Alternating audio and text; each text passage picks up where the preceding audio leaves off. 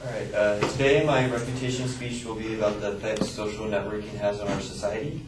The advocate stated that heavy social networking will have long-term negative effects on our society.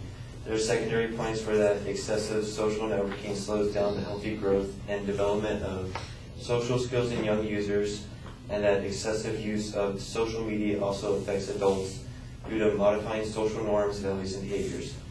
I believe they focus on only a small aspect of the social networking effects rather than the big picture.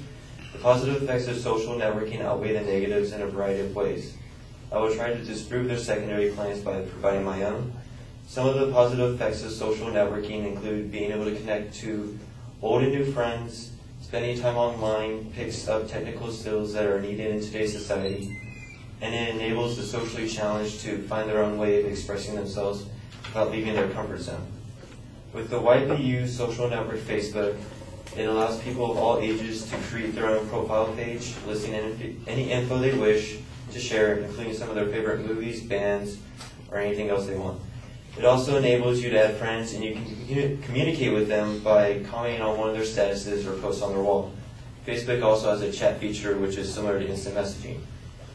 With all these ways to communicate through Facebook, it is easy to keep in touch with friends that you do not see as often as you do or you once did. Also, being able to add new friends as well as keeping in touch with your current friends is a good way to keep up with what is going on. In a Newsweek article, Shelley Taylor, who is a professor of psychology at UCLA, stated, "Creating networks to ease the transition to new places can be hugely helpful to people offsetting loneliness, and new friends are made."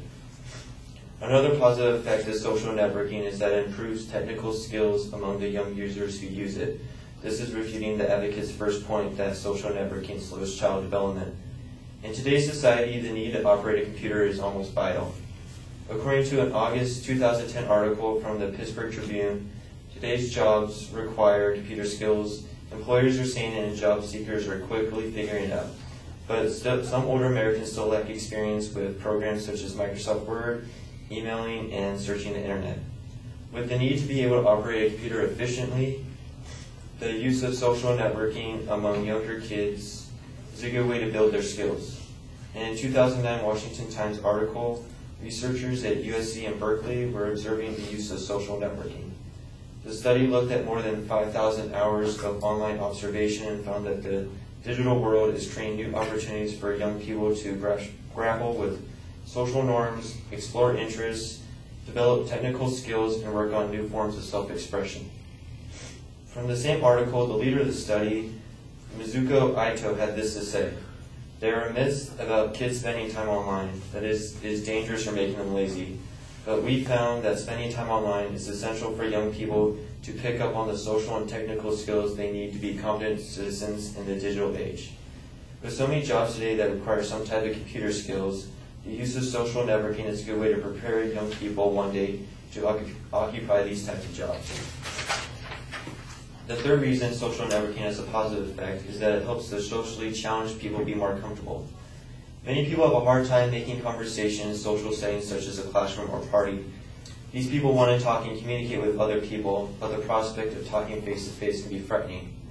The use of social networking has helped these types of people become more comfortable and have valuable friendships and build their confidence.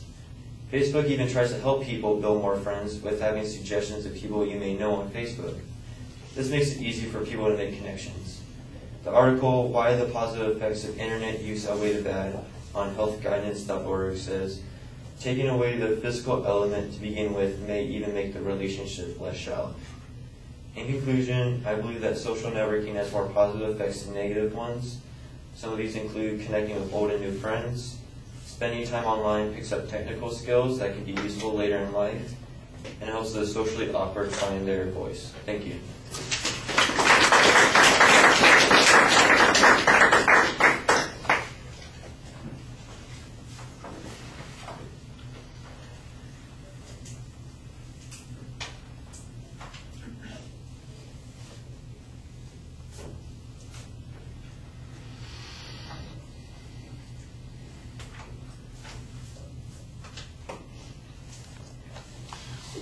All right, structural things are pretty good. You're generally going to be responding and offering counterclaims on these points. There's not much explanation about the inadequacy of the advocate's evidence or reasoning, but rather you kind of try and shift the paradigm and suggest that we really need to look at this in a different context, in particular that we're now in a digital age, and so the social skills that we're developing, the connections that we're making with other people, and the support that we need are different than we once had to have. I think that you may have some value in the arguments about the benefits there. I'm not exactly sure that they've addressed the negative consequences that the advocate was talking about.